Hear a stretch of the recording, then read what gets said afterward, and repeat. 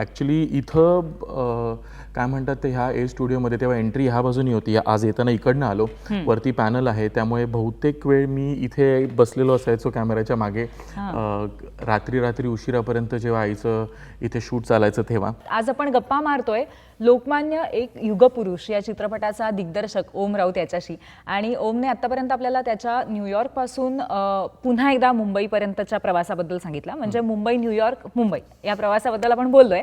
पण आता पुढचा एक महत्त्वाचा टप्पा म्हणजे लोकमान्य या चित्रपटाची निर्मिती. एकच ध्येय, स्वराज्य स्वराज्य स्वराज्य. अभिनेता आणि दिग्दर्शक यांच्यामध्ये एक अत्यंत खेळीमेळीचा संघर्ष म्हणजे जो अल्टिमेटली चित्रपट करायचा का नाही इतकं हेल्दी वातावरण खरं तर मला वाटतं खूप.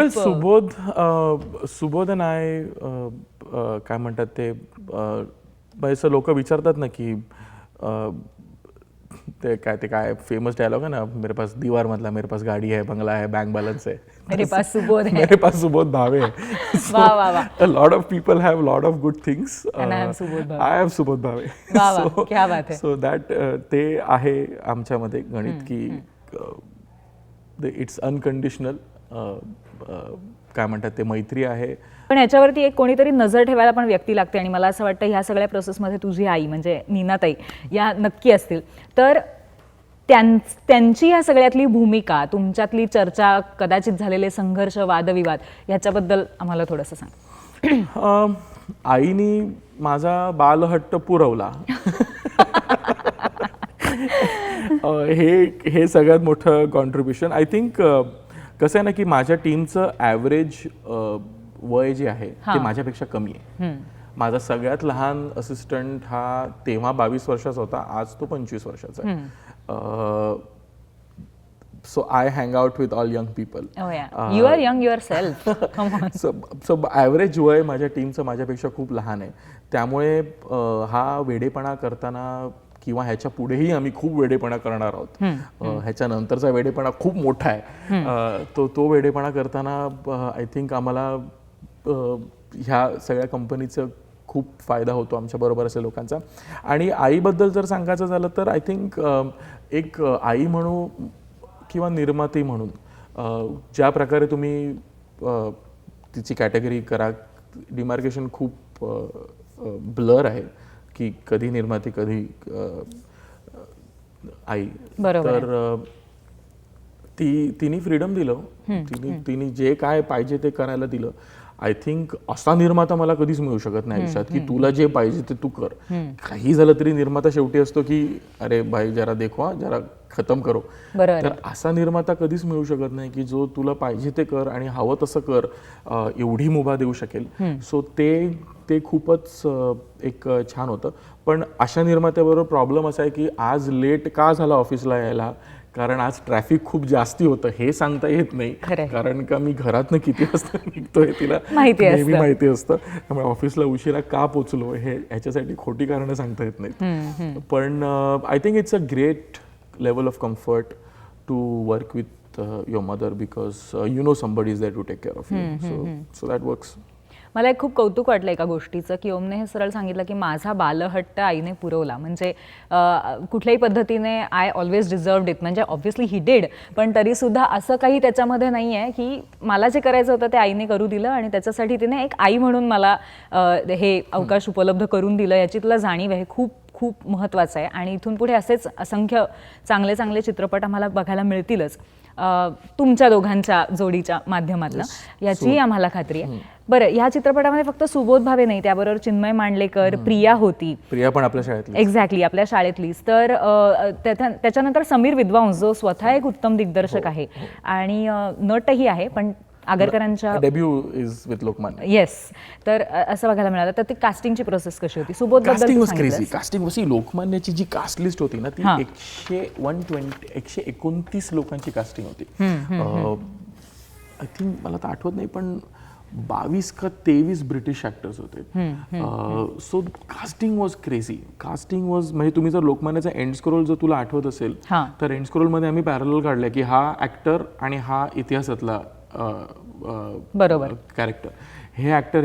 सो असं पॅरल आम्ही ड्रॉ करू शकलो. ह्याचं कारण आमचं कास्टिंग परफेक्ट होतं. ह्याचं खूप मोठं श्रेय जातं माझ्या टीमला, की ज्यांनी हुडकून काढली लोक. बरोबर. आणि ह्याचं खूप अधिक श्रेय जातं विक्रम गायकवाडांना, की त्यांनी ते तसेच्या तसे करू शकले. बरोबर. So I think it's a process that we all wanted to go through. आणि मी जेव्हा विक्रम सरांना सर्वात आधी जेव्हा फिल्म नरेट केली होती, तेव्हा मला ते म्हणाले होते की ओम, तुझ्या फिल्मचं सक्सेस तुझं ऑथेंटिसिटी आहे, त्यामुळे कास्टिंगमध्ये तू करू नको. Casting is the backbone of your film. Casting तू काही झालं तरी परफेक्ट कर. आणि त्याच्यासाठी आम्ही खूप लेवल, म्हणजे एक तर पहिलं म्हणजे नट बरा आहे का बघायचं. तो 2 पैसे कमी असला तरी चालेल, पण बरा नट हवा. बरोबर. एकदा तो बरा नट मिळाला की त्याच्यानंतर त्याचे फोटो काढून ते फोटोशॉपवरती प्रोसेस करून ते सगळं पुढे लटांबर करून बरोबर आहे. मग पुढे जायचं. सगळ्या नटांनी आम्हाला इतकं सहकार्य केलं. आणि माझ्या टीमचं त्याच्यामध्ये श्रेय खूप आहे, की त्यांनी कोपऱ्यात जाऊन लोक हुडकून काढली. पुण्यात जेव्हा आम्ही कास्टिंगचे कॉल केला होता, तेव्हा मला असं वाटतं की आमचा पहिल्या दिवशी 500 लोकांना ऑडिशन केली आणि दुसऱ्या दिवशी परत एक काहीतरी 600 का 700 जणांना ऑडिशन केली. भयानक प्रतिसाद लोकांनी दिला. आणि त्याच्यातनंच आम्ही ह्या लोकांना शोधून काढलं आणि त्याच्यातनंच आम्ही हे कास्टिंग करत गेलो. सगळेच नट, म्हणजे मला सगळेच नट ज्यांच्यावर काम करायला मिळालं, चिन्मय असू दे, प्रिया असू दे, सुबोध ऑफकोर्स, समीर, अंगद, ह्यांनी खूप माझं आयुष्य सुखकर करून टाकलं. म्हणजे इंटरवलचा जो सीन आहे, जर तुला आठवत असेल तर it's a long walk, if you remember. Subodh आणि अंगद म्हणजे दाजी खरे आणि लोकमान्य टिळक हे मार्केटमधनं चालत येतात. तो 2 मिनिटं 40 सेकंदाचा वॉक आहे. ते 2 मिनिटं 40 सेकंद त्याच्यामध्ये 160 ज्युनियर आर्टिस्ट आर मुव्हिंग. ते चालतात, फिरतात, हे काय काय करतात. तो 9 ते 9ची शिफ्ट होती. सकाळी 9 वाजता शूटिंग सुरुवात केलं, संध्याकाळी 9 वाजेपर्यंत. नाही सॉरी, 7 to 7 होती, if I am not wrong. 7 to 7 होती, करेक्ट. आणि सकाळी 7 ते संध्याकाळी 7. आणि 9 वाजता आम्ही ब्लॉकिंगला सुरुवात केली. I started rigging. 11 वाजता वी स्टार्टेड रिहर्सिंग. आणि संध्याकाळी 4:30 वाजता मी तो शॉट घेतला. कारण it was 2 minutes 40 seconds of Subodh talking. आता असं करणं, हा शॉट तुम्ही लिहू शकता, हो खूप छान वाटतो लिहायला. हा शॉट स्क्रिप्टवरती खूप चांगला दिसतो. हा शॉट तुमच्या डोक्यात खूप चांगला दिसतो. तुमची टेक्निकल टीम तेवढी स्ट्रॉंग असायला लागते की तो 2.5 मिनिटं सगळ्या गर्दीमधनं चालत स्टेडी कॅम्पवरती ते ऑपरेट करणं, त्यासाठी त्या प्रकारचं लाईटिंग करणं, त्यासाठी त्या प्रकारचे VFX नंतर करणं, त्या प्रकारचे ज्युनियर आर्टिस्ट असणं, त्या प्रकारचे 2 ॲक्टर्स असणं, अंगद मस्कर आणि ऑफकोर्स सुबोध भावे. त्या ॲक्टर्सनी तुम्हाला तो तसा सीन करून देणं, I think more than anything I was very lucky. माझं भाग्य खूप चांगलं होतं की मला चांगल्या लोकांबरोबर काम करायला मिळालं. पुण्याचं नेतृत्व बदलावं लागेल. सुधारकांना गप्प बसवावं लागेल. पण आगरकर तुमच्याबद्दल मनात आडी ठेवून बसलेत. दाजी, इथे आपण परकीय गुलामगिरीत असताना, पोटात अन्नाचा कणही नसताना कुठल्या वैचारिक बदलांची अपेक्षा करतोय? आधी आपल्या हाती सत्ता येऊ देत, मग आपण घडूया सुधारणा आपल्याला हव्या तशा. हे ब्रिटिश लोक हिंदुस्थानचे तुकडे करण्याचा डाव रचतायत. आपण जितके एकमेकांविरुद्ध लढत राहू तितके ब्रिटिशांचे गुलाम होत जाऊ, हे आपल्याला कळत नाहीये का? 1857चं बंड मोडून का पडलं? राणी लक्ष्मीबाई, तात्या टोपे यांचं बलिदान वाया का केलं? कारण आपण एकत्रपणे लढलोच नाही. घोडा आणि झोडा या ब्रिटिशांच्या राजनीतीत आपण स्वतःहून स्वतःचा बळी देतोय, हे न समजणं इतपत आपण मूर्ख आहोत कदाचित.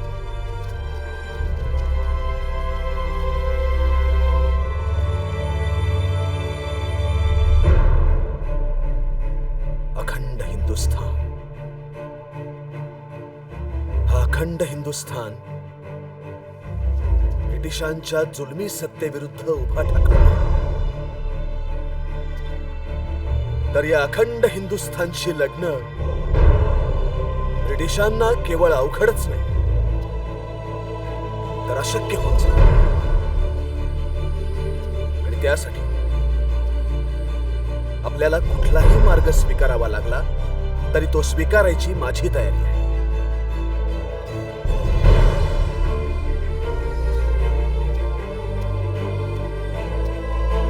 दाजी, आता एकच ध्येय, स्वराज्य, स्वराज्य, स्वराज्य.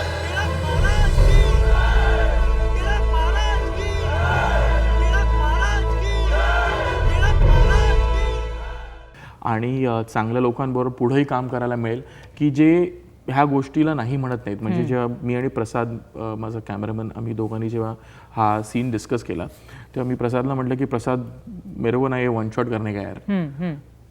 तर प्रसादनी एक पॉज घेतला. खरं त्याचं खूप त्याच्यात मोठी तारांबळ होती. त्यांनी एक पॉज घेतला आणि तो म्हणाला करणे का नाही तेरे को करते आपण. तर मी म्हटलं नक्की. तो म्हणाला की करूया आपण, मी करतो, काही टेन्शन नको. आणि मी म्हटलं की पण सुबोध क्या करेंगे तो एवढं. तो म्हणाला बात तो करके देख, वर्स्ट केस काय नाही म्हणेल ना, बात तो करके देख, बोलून तर बघ त्याच्याशी. तर मी सुबोधला जाऊन जेव्हा सुबोध सेटवरती आला, जेव्हा शूट ज्या दिवशी होतं त्या दिवशी सेटवरती आला आणि मी सुबोधला म्हटलं की भावे मला हा वन शॉट करायचा आहे.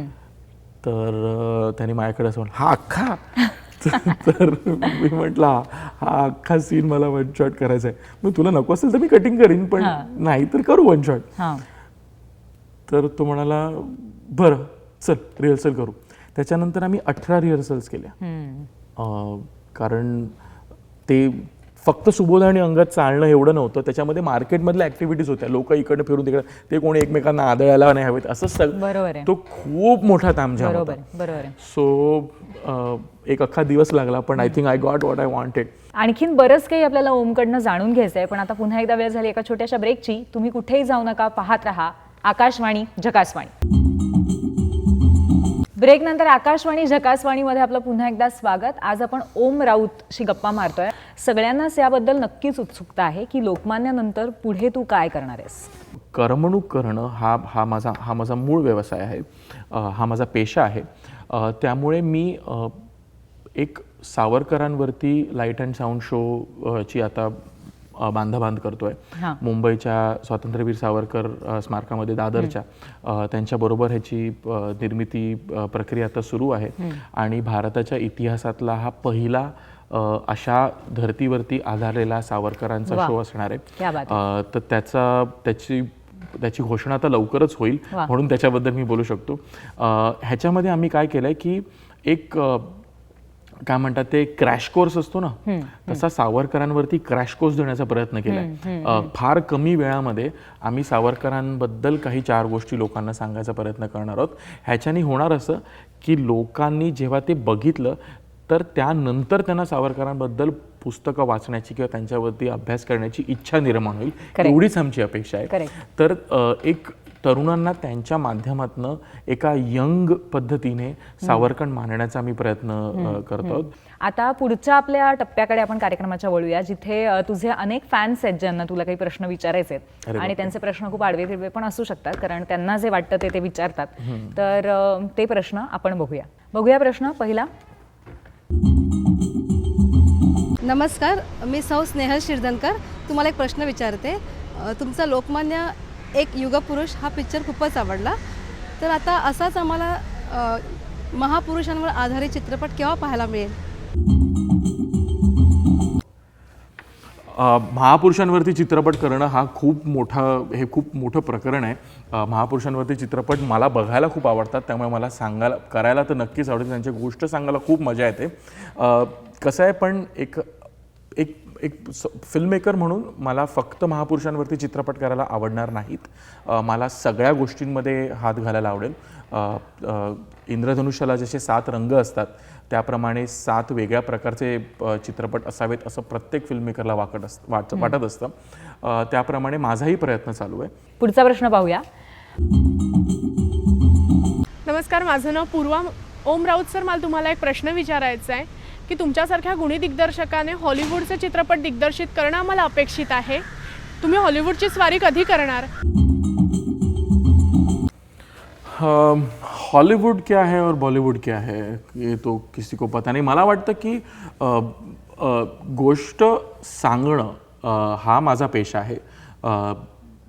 कुठल्या पर्टिक्युलर फिल्म इंडस्ट्रीशी आपण जोडलं जातो हे महत्त्वाचं नाही आहे.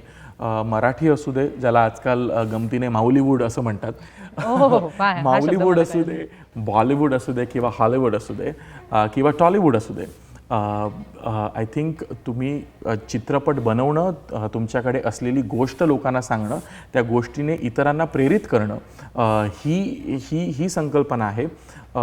परदेशी चित्रपट करणं किंवा भारतीय चित्रपट करणं ह्या दोघांमध्ये आपले स्वतंत्र त्याचे चॅलेंजेस आहेत. प्रत्येकामध्ये एक वेगळं आव्हान आहे.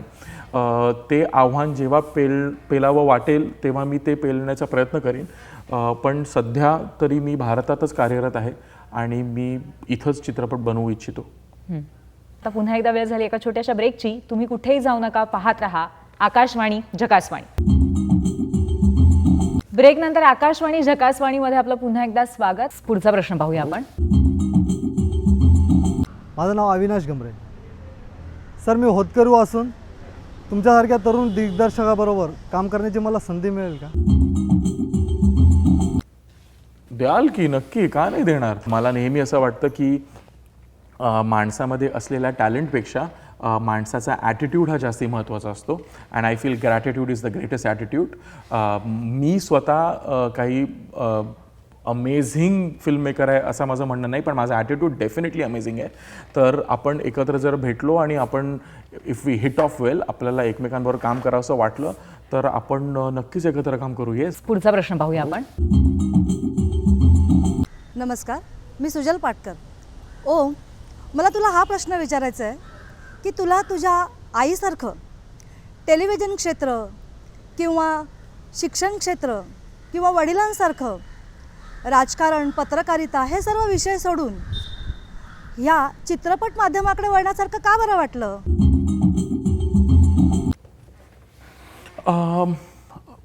मला टेलिव्हिजन कळत नाही. माझं असं ठाम म्हणणं आहे की भारतीय टेलिव्हिजन हे फार वेगळ्या एका स्केलला जाऊन पोचलेलं आहे. मी जरी अमेरिकेमध्ये टी व्ही करत असलो तरी अमेरिकेतलं टी व्ही आणि भारतातला टी व्ही हे दोन वेगळ्या पातळीवरती काम करतात. भारतीय टेलिव्हिजन हा एक खूप त्याची रीच खूप जास्ती आहे, त्याची रिस्पॉन्सिबिलिटी खूप जास्ती आहे आणि मला वाटत नाही की मला भारतीय टेलिव्हिजन इतका कळलेला आहे. I don't think I am cut out for T V. पत्रकारिता का नाही, कारण मी खरं सांगायचं तर पत्रकारितेचा विचार कधी केला नाही हो. म्हणजे मला माहिती नाही मला का पत्रकार व्हायचं नव्हतं. मी 4थीत असताना ठरवलं की मला चित्रपट दिग्दर्शक व्हायचं आहे आणि तेव्हापासून मी चित्रपट दिग्दर्शक होण्यासाठीच वाटचाल केली. कदाचित ह्या इतर गोष्टींचा मी विचार केला असता तर मी दुसरं काही करण्याचा प्रयत्न नक्कीच केला असता, पण मला खरंच माहिती नाही मी का नाही ठरवलं. एक असतं ना अट्रॅक्शन आपल्याला, म्हणजे ताजमहल का सुंदर आहे तर माहिती नाही, हे बहुत बढिया आहे, त्याचं विश्लेषण करणं खूप कठीण आहे. मला हेच करायचं होतं आणि मी हेच करतोय आणि मी हेच करत राहीन. क्या बात आहे. पुढचा प्रश्न ते तुला असा विचारतायत. माझं नाव विनायक वाडेकर. ओम राऊत, तुम्हाला नाटक दिग्दर्शन करावंसं कधी वाटलं नाही का?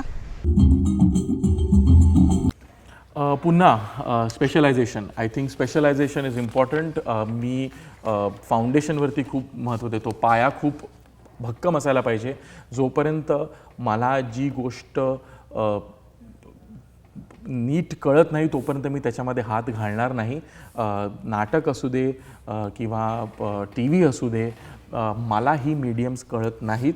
त्याच्यामध्ये दिग्दर्शन करणं किंवा त्याची निर्मिती करणं हा एक खूप वेगळा खेळ आहे. म्हणजे क्रिकेट नाही आहे की तोच प्लेअर T20 पण खेळतो, तोच प्लेअर टेस्ट पण खेळतो आणि तोच वन डे पण खेळतो. मी ओल्ड स्कूल आहे, मी जुन्या विचारांचा आहे.